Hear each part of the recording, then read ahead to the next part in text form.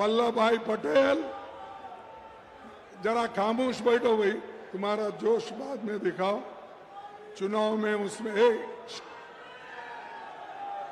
अरे जरा प्लीज थोड़ा खामोश बैठिए, थोड़ा सुनिए कि किस लिए हम यहाँ पर जमा हुए हैं। कम से कम आप थोड़ा सुन के जाइए। अरे हर जगह मंदिर के नीचे मस्जिद ढूंढ रहे, शिवलिंग ढूंढ रहे। अरे बस करो भाई।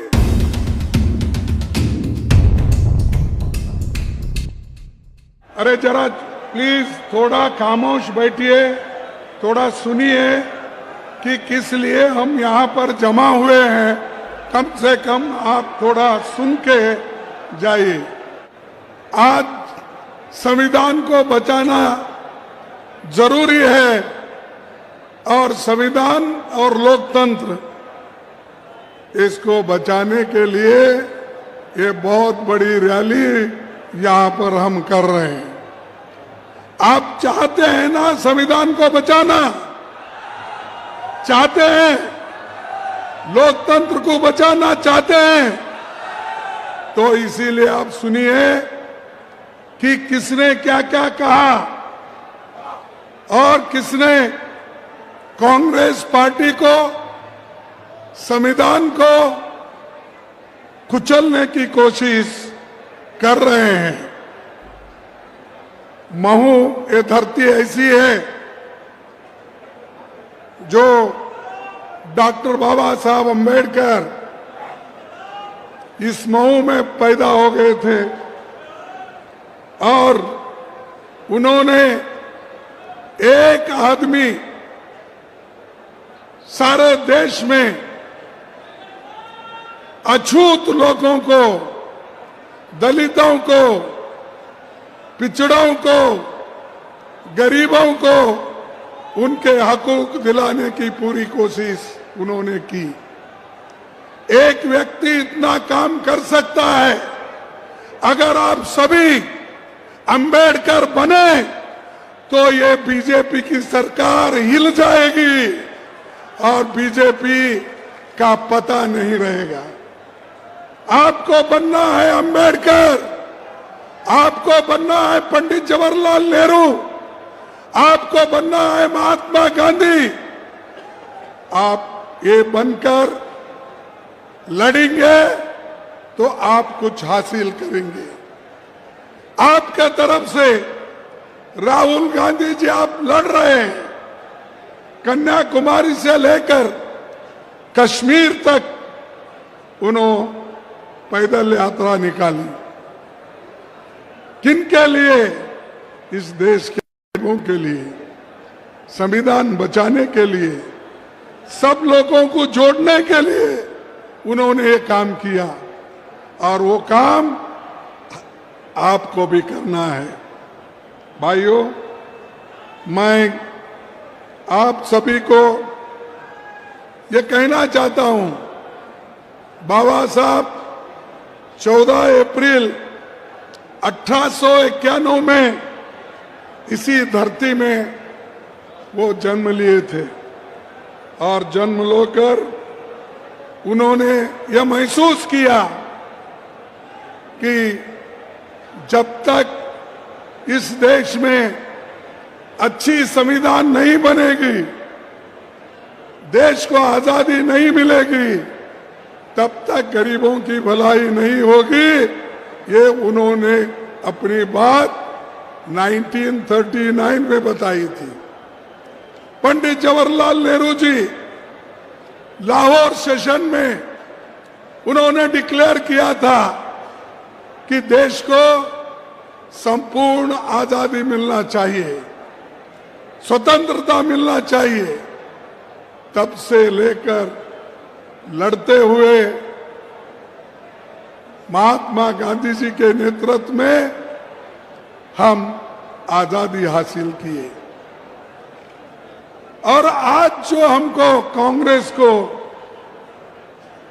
गालियां देते फिरते हैं, ये मोदी, शाह, आरएसएस के लोग, बीजेपी के कार्यकर्ता।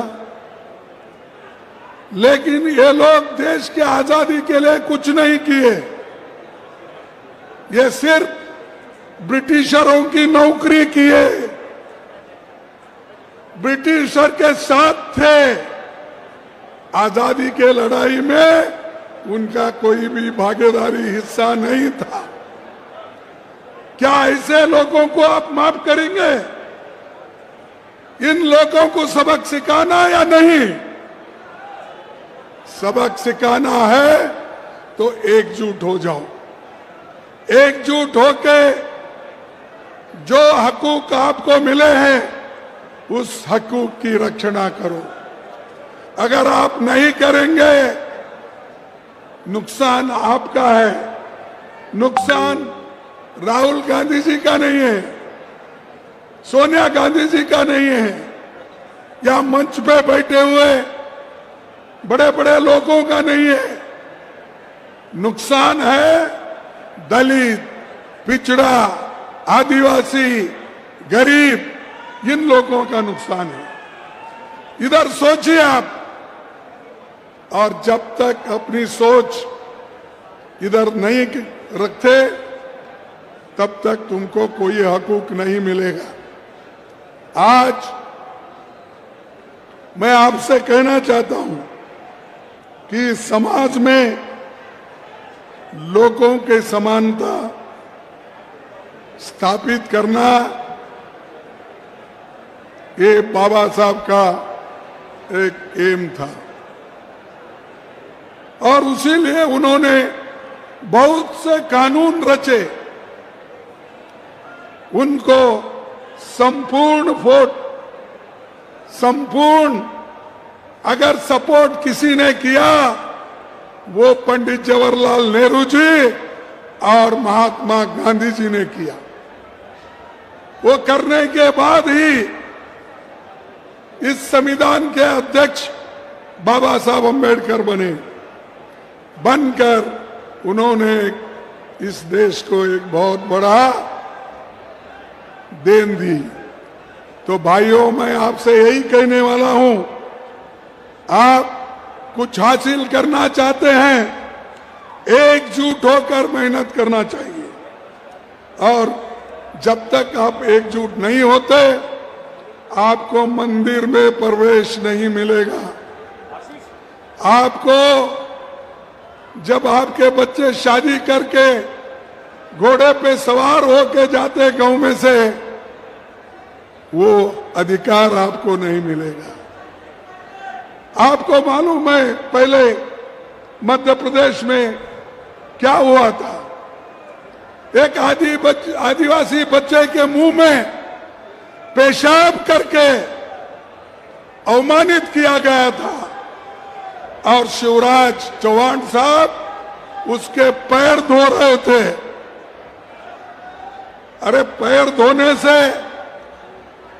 कुछ नहीं होने वाला नहीं। जिनके लिए संविधान ने रक्षा दी है उसका इस्तेमाल करो, वो रक्षा दो, तभी कुछ होता है। लेकिन बहुत से लोग आज खास करके धर्म के नाम पर सब जने अपना काम कर रहे हैं। धर्म सबको होना, सबकी आस्था है। हर एक लोग धर्म पे विश्वास रखने वाले वो काम कर सकते हैं। लेकिन धर्म के नाम पे अगर किसी समाज में गरीबों की लूट होती है, शोषण होती है, वो हम कभी बर्दाश्त नहीं करेंगे। हम कभी बर्दाश्त नहीं करेंगे। और महात्मा गांधी जी ने ये कहा था और वल्लभ भाई पटेल ने इनको उस वक्त जब गांधी जी को ये लोग गोली मारे, उनकी मृत्यु किए, तो उस वक्त वल्लभ भाई पटेल, जरा खामोश बैठो भाई, तुम्हारा जोश बाद में दिखाओ, चुनाव में उसमें 4 फरवरी 1948 को एक पत्रकार के सामने उन्होंने कहा, गांधी जी की मृत्यु पर आरएसएस वालों ने जो हर्ष प्रकट किया और मिठाई बांटी, उससे विरोध और भी बढ़ गया। इन हालात में सरकार की आरएसएस के खिलाफ कदम उठाने के अलावा कोई और रास्ता नहीं बचा। ये वल्लभ भाई पटेल बोले। इस आरएसएस को उन्होंने इसको बंद करने का ऑर्डर दिया। वही वल्लभ पटेल के और नेहरू जी के बीच में ये लोग झगड़ा लगाते हैं। अरे भाई, वल्लभ पटेल ने बोला कि जो लोग गांधी जी को मारे, हमारे नेता को खत्म किए, उनको मैं कभी छोड़ूंगा नहीं, वो बयान करूंगा। तो आरएसएस को उन्होंने बयान कर दिया, वल्लभ भाई पटेल। और ये लोग बोलते हैं, आरएसएस के लोग ये बोलते हैं, अभी भी बीजेपी के लोग बोलते हैं। भाइयों, मैं सच बात ये बताना चाहता हूं, नेहरू जी भी बहुत गुस्से में थे। उन्होंने ये कहा था, मैं आपके सामने रखना चाहता हूं। उन्होंने क्या कहा था? हमें मिलजुल कर रहते हुए भीषण सांप्रदायिक के उस विषय का नाश कर देना चाहिए। हमें मिलजुल कर रहते हुए भीषण सांप्रदायिक के उस विषय का नाश कर देना चाहिए जिसने हमारे युग के सबसे महान पुरुष को मार डाला। और एक बार पढ़ता हूं, सांप्रदायिकता के उस विषय का नाश कर देना चाहिए जिसने हमारे युग के सबसे महान पुरुष को मार डाला। उन ताकतों को जड़ से खोदकर उखाड़ फेंक देना चाहिए। ये नेहरू जी का शब्द है, मेरा नहीं। नेहरू जी ने ये कहा और आगे कहा, गांधी जी की हत्या पर समारोह करने वाले लोग, मिठाई बांटने वाले लोग, उनको भारतीय कहलाने का भी हक नहीं है। ये आरएसएस के बारे में नेहरू जी ने कहा। वल्लभ भाई पटेल ने क्या कहा वो भी मैं आपको बताया। तो ये खुद ही देशद्रोही है। आरएसएस, बीजेपी, ये खुद देशद्रोही है और दूसरों को कहते हैं कि ये लोग देशद्रोही। ये मेरे शब्द नहीं है, मैं ये तो इस शब्द वल्लभ भाई पटेल जी का लाया हूं, नेहरू जी का लाया हूं। और सभी ने मिलकर इस देश को जो बनाया, उन्हीं को ये लोग गालियां देते, उन्हीं को गोलियां मारे, उन्हीं को खत्म करे। तो इसीलिए आपको सोचना है, संविधान इसलिए बचाना है कि आप जो गरीबी में है, गरीबी के ऊपर आना है। आपको अगर गरीबी से लड़ना है, महंगाई से लड़ना है, अनएम्प्लॉयमेंट से लड़ना है, तो संविधान के तहत हमको चलना पड़ेगा। और ये मोदी और शाह कभी हमको चलने नहीं देंगे। और एक बात मैं आपको बताना चाहता हूं। अरे शाह साहब, उन्होंने अमित शाह ने लोग राज्यसभा में एक बात बोले। क्या बात बोले? उन्होंने ये कहा,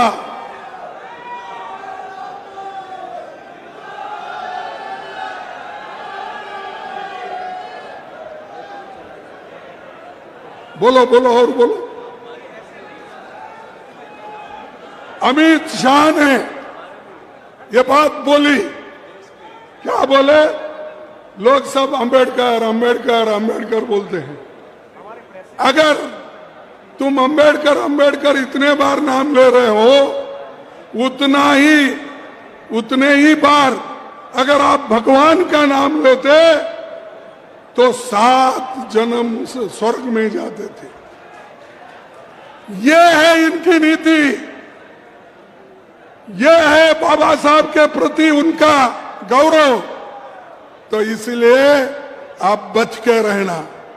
जो लोग हमको खत्म करना चाहते हैं, जो लोग हमको मिटाना चाहते हैं, क्या आप मिटना चाहते हो, क्या जिंदा रहना चाहते हो? अगर जिंदा रहना चाहते हो तो लड़ो, लड़ने का सीखो, तभी आपको सब कुछ मिलेगा। और ये अमित शाह जैसे लोग भाग जाएंगे, ये बहुत दिन टिकेंगे नहीं। और बाबा साहब जो संविधान दिए, सब लेके चले, सबको देश के लिए लड़े और देश के लोगों को बचाए। उनको ये कहते हैं कि अंबेडकर अंबेडकर कितने बार बोलते हो, इतना नाम भगवान का लेते तो आप 7 जन्म तक स्वर्ग में जाते। अरे भाई, तुम तो इतना पाप किए हो, मोदी जी और शाह मिलके इतना पाप किए हैं, वो 7 जन्म क्या 100 जन्म में भी स्वर्ग में नहीं जा सकते।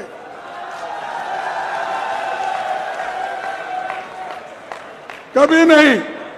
इनको मिलेगा लोगों के शाप से नरकी मिलेगा। और नरक ऐसा बार बार वो हमेशा बोलते रहते हैं, इनको और ज्यादा लोग उनको दिखाएंगे। अब तो राहुल जी और कांग्रेस पार्टी मिलके उनको सत्ता में आने का रोक दिए हम। क्योंकि इलेक्शन में क्या बोलते थे, 400 पार, अब के बार 400 पार।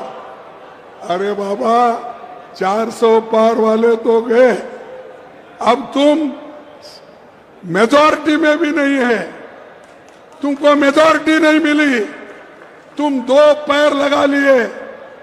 एक हमारे आंध्रा के चीफ मिनिस्टर क्या चंद्रबाबू नायडू का एक पैर है मोदी को, और दूसरा पैर है बिहार के नीतीश कुमार का। ये 2 पैरों पे ठहरा है मोदी, उसको कोई चुप ऐसा ढकल दो, वो गिर जाने वाला है, ये सरकार गिर जाने वाली है। तो इसीलिए मैं यही कहूंगा कि जो आजादी हमको मिली है, इसको बचा के रखना है। और बचा के रखने के लिए हिम्मत की जरूरत है, एक रहने की जरूरत है, और सभी लोग गरीबों को बचाने के लिए आज हमको काम करना। मोदी जी तो बहुत बातें करते हैं, अब तो इधर इधर तो संविधान को ऐसा लेकर बहुत नमस्कार करते हैं और काम पूरा संविधान के खिलाफ करते हैं। अरे बच्चों का स्कॉलरशिप, पोस्ट ग्रेजुएट बच्चों का स्कॉलरशिप नहीं मिल रहा, एजुकेशन में घोटाला, सिलेबस चेंज, और उनको जो होना, आरएसएस के वर्कर्स को आज शिक्षण संस्था में डाल रहे। जो लोग मनुवादी है, उन मनुवादी लोगों को वहां पर जगह मिल रही है, और वही लोग बोलते हैं कि हम आज मेरिट पे काम कर रहे हैं, अच्छा कर रहे हैं। लेकिन कभी मनुवाद के ऊपर अगर चलेंगे आप, ये गरीबों का सत्यानाश हो जाएगा। इस मनुवाद को खत्म करना है।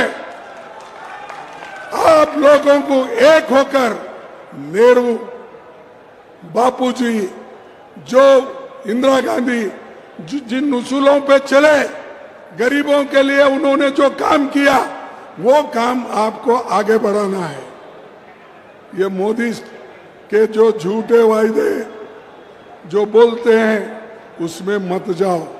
अरे भाई, गंगा में डुबकी लेने से गरीबी दूर होती क्या? आपको खाना मिलता पेट को? मैं किसी की आस्था के ऊपर ठोस नहीं लगाना चाहता हूं।